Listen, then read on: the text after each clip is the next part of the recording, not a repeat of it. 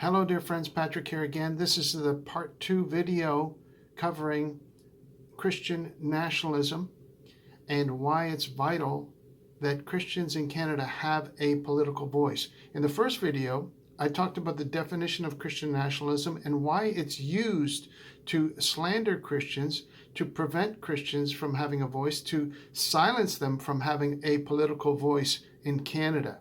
There's nothing wrong with a Christian having political beliefs. There's nothing wrong with a Christian being proud of their nation, right? All the associations that they attach to Christian nationalism is slander. If you're a Christian and you have an opinion on the political landscape, there's nothing wrong with that. You should have an opinion on the political landscape.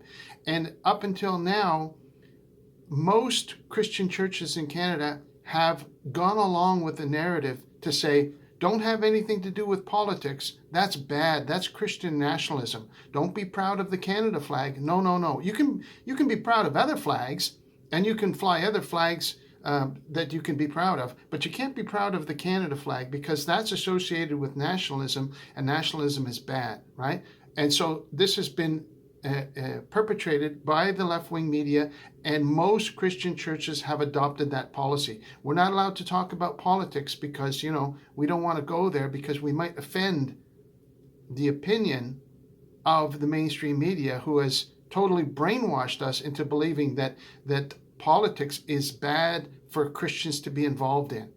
If Christians are involved in politics, that makes them Christian nationalists, and that's a bad thing.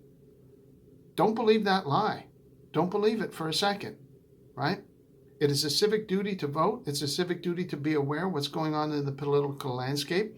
Doesn't mean we're trying to force our beliefs on other people or force everybody to conform to what Christians believe. No, of course not. Christians want to promote what's true and righteous and good for everybody. And that means accepting everybody where they're at.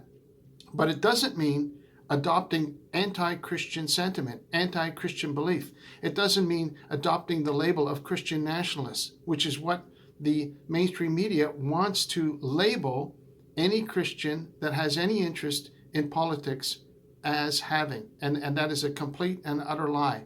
So in this second video, if you haven't watched the first video, please do, because it gives you the definition of Christian nationalism and why it is associated with political thought. Now in this video, I want to take you through why it's important to have a political voice. So let's look at the first slide here. And it's from the pre-budget consultations in advance of the 2025 budget. So in 2025, there's going to be a budget, which is released by the Liberal Party, and they get consultations from hundreds and hundreds of organizations. If you got, 3 or 4 hours to waste, you may want to go through this document. It's like over 300 pages, and it's painful to get through, but this is what they do. They get all this input from all these different special interest groups that want to be a part of the budget. For example, unions want to have their interests addressed, and I'll give you a couple of examples of groups that want to have their interests addressed. So, and they get all amalgamated, and then the people in power will vote on whether that's going to be accepted or not. And so this is the front page of the document. And next we'll see just an example of some special interest groups. So these are some policies for Black groups that want to reduce barriers for entrepreneurs, for Black and Indigenous women. And there's a number of recommendations for women's groups, Indigenous groups. There's many. And you can see here there's lots of, enhanced support for Black initiatives and all that kind of stuff. So that's just a normal, common special interest. As I said, there'll be ones for women's groups, Indigenous groups, and let's move on to the next one here. For example, another example would be invest in a dedicated national anti-Islamophobia strategy that includes increased funding for Canada's Special Representative Office on Islamophobia. So they have this Special Representative Office on Islamophobia, and the York University Islamophobia research hub, and so on and so forth, right? An investment into public education campaigns to drive down anti-Muslim sentiment. So they want to have public education campaigns to drive down anti-Muslim sentiment. But let me ask you a question here. Is there any recommendation, this is recommendation number 215, is there any recommendation to have a dedicated national anti-Christian strategy? Well, of course not. Are you kidding? In the current liberal government? No, of course not.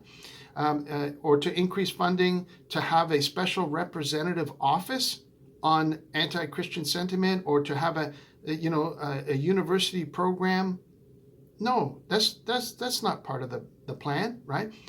Or to invest in a public education campaign to drive down anti-Christian sentiment? No, of course not.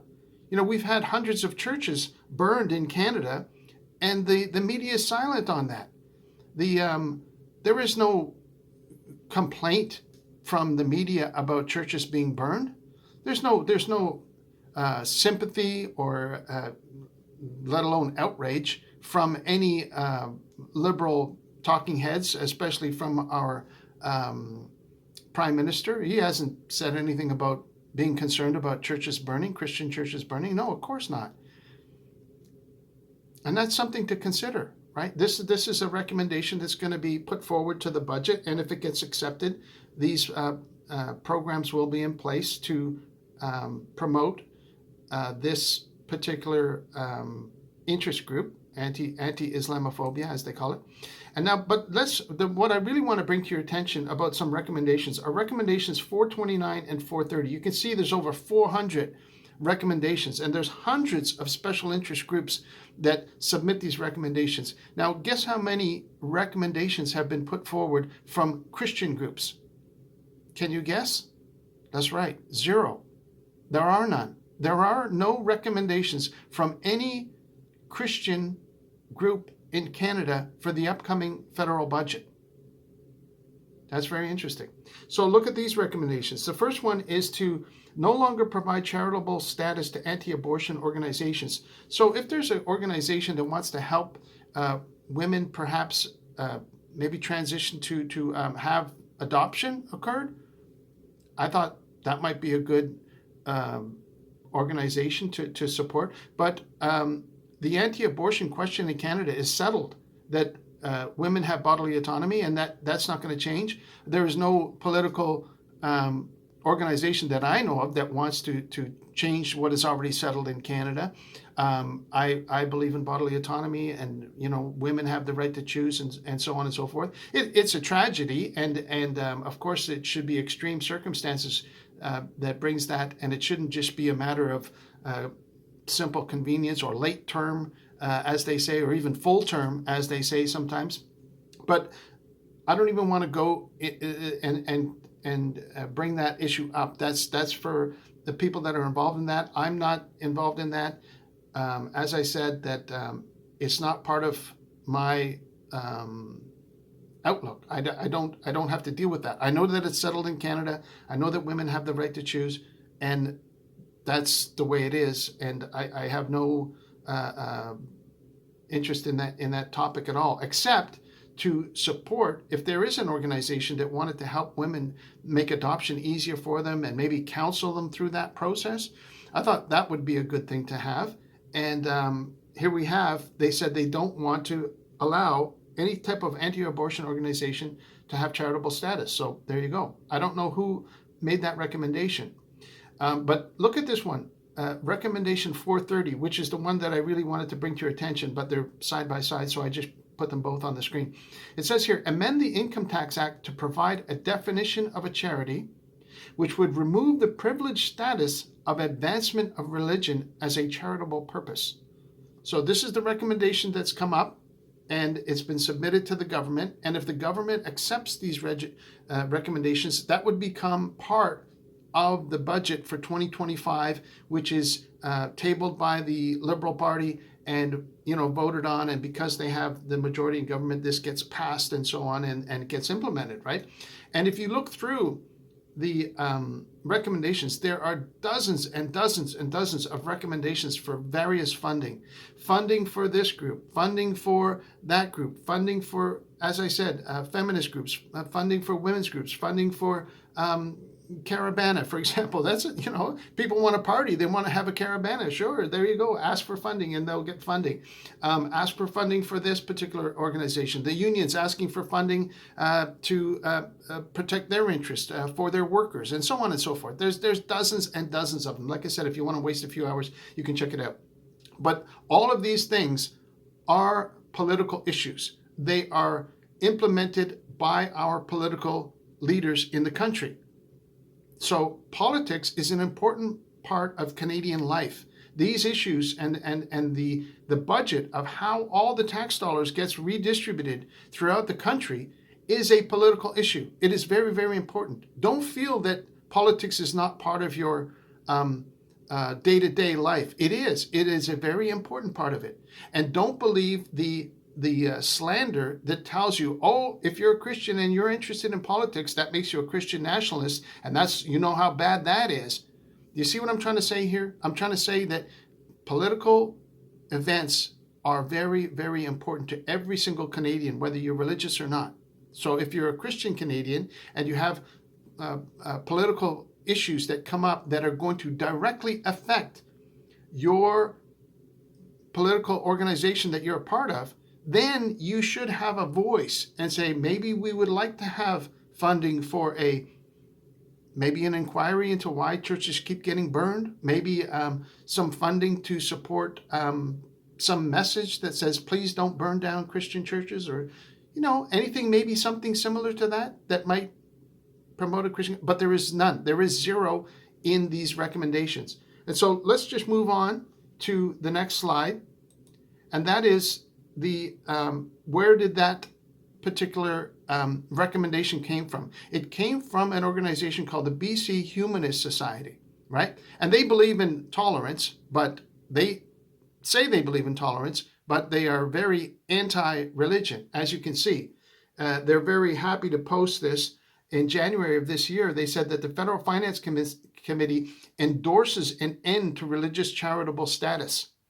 So they said that a parliamentary committee recommended Canada end automatic charitable status for religious groups, mirroring recommendations from the BC Humanist Association. Mirroring, well, they were the one that submitted the recommendation, and then they're saying, in this article, they're saying that the parliamentary committee agreed. So they agreed to what they're suggesting. So they're already claiming victory, so to speak. That's from the BC Humanist Society's website. And this is the other one from their website, which is obviously a screen grab from their newsletter. And you can see here what their goal is. It says millions of dollars in property tax breaks are given away each year. Is it time for that to change? So you see what they're targeting is not just, let's say, charitable donations to a Christian organization, but they're targeting the assets of all the Christian organizations in Canada. Do you know how much land that the Catholic Church owns? Imagine how much taxes they would have to pay on that. It could bankrupt so many Christian organizations that enjoy a tax-free status as being a charitable organization, because they do help the poor, they do help the underprivileged, and they try and do fundraisers to help their community in all sorts of ways. We know that. That's a fact, that Christian organizations are trying to help their society, their community, and not just Christian organizations either. There are Muslim organizations, there are Sikh organizations, and they are religious organizations, and they have charitable status, and they're trying to help their communities. So this is not just a Christian issue, right? It is an attack against all religious organizations that have a charitable status, a tax-free exempt status, by having the association with their religious beliefs. And this is what they want to take away from in that statement that is suggested to be adopted by the federal Liberals by the next budget. And so was there any, the question I'd like you to ask is, was there any organizations that spoke out against this? Well, there was two that I know of. One was the Evangelical Fellowship of Canada. This is their Twitter page. They have a little over 3,000 followers, which is not a lot. I mean, I have more followers on my Twitter than that, but be that as it may. And you can see that the Evangelical Fellowship of Canada is woke, right? They adopt the state sponsored narrative. You have to support Ukraine under all circumstances because the government sends billions of dollars over there and they want that support. So the Evangelical Fellowship of Canada is a woke organization. They're interested in social justice. They're not interested in getting involved in anything political because they're more concerned about coming to terms with their own whiteness, right? And so the fact that they actually commented and said, oh, this would be terrible, is something. So there you go. At least they even mentioned that that would not be a good thing. And the second organization I found that spoke out against it is this group right here called Christian Legal Fellowship. And you can see here they barely have any followers on Twitter, so they don't. A lot of people wouldn't know about them.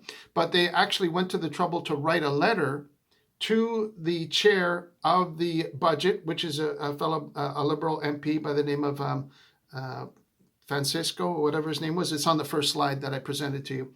And they said, please don't do this. This is not a very good thing at all. And so good on them that they actually spoke up and complained about this. But this is why it's so important for Christian people, whether you're Catholic, Protestant, evangelical, it doesn't matter. Even if you're not a Christian, if you're a religious person of some other group, it's important to have a political voice, because the forces of evil in the world that hate on Christians, that hate on religion, and they're growing in numbers every day, because the Christians have decided that they'd rather be a doormat, and it's called empathetic suicide. They'd rather just say, well, to follow Jesus, we have to just not have a voice, just let them come in and take over, because nationalism is bad and colonialism even worse. So to make up for all these sins of the past, we have to lay down, be a doormat, and let these people take over and have their agenda. That's basically what most Christian churches have adopted in today's society. And so it is vital to have a voice. And you won't get that voice from the leader of your church. Just to give you a little bit of a wake-up call, that's not going to come from the pastors, because they get their policy dictated from groups like the, what was it called? The Evangelical Fellowship of Canada. And the Evangelical Fellowship of Canada has no interest in having any political strength at all. All they want to do is promote social justice. And if you don't believe me, just ask your pastor or your preacher or whoever if they would ever be willing to make a political statement from the pulpit. And they won't. They absolutely will not. They'll talk about social justice, and they'll talk about how nationalism is bad and how colonialism is bad, but they won't say anything against the liberal government. That would be absolutely taboo for a Christian preacher to ever say that, ever. They might endorse the liberals. I've heard that from Christian preachers before, where they said how great Trudeau was because he was a feminist, and he made half his cabinet women, and so they thought that was a great thing. But anyway, just be aware, if you are an individual, it's only when individuals rise up their voice and say, we need to address this. We need to have some type of voice to protect the ability to have freedom of religion. See, the humanist society says we believe in freedom of religion, but we want to take away your charitable status. So are they really being honest when they say, oh yeah, everybody has the right to believe what they want to believe, but we're gonna fix you, right? And so deal with that as you see fit, because if this ever gets implemented, it will force the Christian churches to speak up and to have a political voice that they do not have today. And the only way to do that is by making people aware, waking them up and saying, look, we need to have ethics and righteousness in government. This is one of the reasons why I was attracted to Derek Sloan and the Ontario Party. And I don't want to talk about the Ontario Party and Derek Sloan in this video, but I already did. So there you go, right? you have to look around and say, what group, how can I have any kind of strength in numbers? If you're alone and you're fighting against a huge machine of media and politicos and special interest groups that don't want your voice to be heard at all under any circumstances, you can't do it by yourself. You're going to have to network with people and join with them and say, this is important. How can we address this? Is there any way that we can pray and ask God to help us, to give us victory, so that we don't lose our ability to meet together, so that we don't lose having a voice in what happens in Canada? And a lot of people would say, yeah, you just have to keep quiet and lay down and let those evil forces take over. And so if you're going to speak out politically, you're going to lose a lot of friends. You're going to lose a lot of Christian friends. But the Christians that are awake that politics is important are far stronger than the Christians that want to bury their head in the sand and want to just not say anything. So don't be afraid to speak out. Don't be afraid to have an opinion when it comes to political matters. They say, oh no, you're not allowed to talk about politics or religion in a conversation because that's the worst thing. You're not allowed to talk about that. That is the argument of somebody that is ignorant, of somebody that has no backbone, no strength, and no desire to make an impact in the world for things that are good and righteous and true and proper. And the people that are involved in corruption and government waste and far left ideologies to promote perversion and wickedness in the world, they love that argument. They say, yeah, don't get involved in political thought. Don't mention your opinion. So you have to decide whose side you want to be on. Do you want to just be a nothing and just keep your mouth totally closed? Well, then you're on the side of the wicked by default. It's only if you speak out. You know, Scripture says, I believe, therefore I spoke. It's only if you speak out that gives value to your position in the world as a citizen of your own country. And to say, yes, I think we should have righteousness and truth in government. Whether that is your specific denomination of Christianity, or whether it's your specific denomination of Muslim, or your specific denomination of being Jewish, or any of the other religions, Sikhism, or any other religion. All our religions are trying to promote truth, righteousness, and goodness.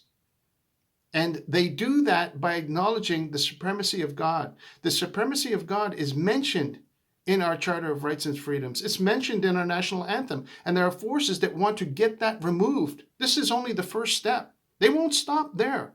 Don't forget, they will get anything to do with Christianity or God removed from anything to do in the political sphere. That's their goal.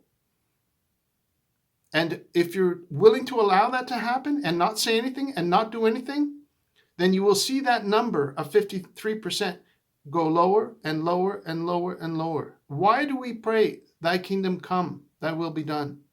We want God's kingdom to reign on earth. And we know and believe that all power is given to our Savior. And yet we don't live that way. We think, oh no, we'll just keep quiet and we'll let those evil forces do whatever they want. It's similar to the attitude of the Israelites when they were under the slavery of the Egyptians. They said, oh, it's better if we just live under that. Whereas God was telling them, no, you can be free. Do you know that before World War I, there was no income tax in Canada? And when income tax was introduced, and before World War I, the roads were getting paved, the infrastructure was being built from other taxes, excise taxes, taxes on buying and selling goods, taxes on importing of goods and exporting of goods. There was no personal income tax. And they implemented income tax on the population to help support the war effort in World War I. And they said it was going to be a temporary measure. And guess what? It didn't turn out to be temporary at all. They just maintained it forever. And now they keep increasing taxes. Tax rate now makes up about, personal tax makes up about 46% of government revenue. And a lot of the rest is also made up from personal taxes because it's on taxes on gasoline, on alcohol, on the things that you buy, your HST, and so on and so forth. So the actual tax rate on individual Canadians is a lot higher than 46%. It's probably closer to 65 or 70%, depending on whose numbers you believe. But this is what we should be fighting against: excessive taxation, excessive government waste. If you go through and look at these 300 or 400 recommendations, you can see how many special interest groups want money for their own little program. And some of them are very valuable programs. There's no doubt about that. But a lot of them, you have to look at them and say, is that really well spent money? But it just keeps going and going and going. And these special interest groups influence the government. There is no voice for the Christian interests currently. There is no recommendation in the budget for any type of acknowledgement, let alone support for Christian programs at all. So these are all things you should be aware of. Sorry I went on so long, but I'm glad I've been able to finish this series in 2 videos. Don't let anybody browbeat you into thinking that you're a Christian nationalist when you're not. You can be proud of your country, and you can be a Christian that is interested in politics, and that has nothing to do with this slanderous label that they've created to try and browbeat you into not having a political voice. There is nothing wrong with having a political voice. There's nothing wrong with wanting to care for the poor and wanting to have social justice programs. Those are all good things to have. But all those things are involved in having a political voice. Does that make sense? So I hope these 2 videos have been helpful for you. I thank you so much for watching. God bless you. And I hope to talk to you again in the near future. If you have any comments for me, please put them in the comments. And please subscribe. And if you think this is valuable information, please share it with your Christian friends, or your non-Christian friends for that matter. They may be very interested as well. Thanks again for watching. God bless you. Have yourself a wonderful day.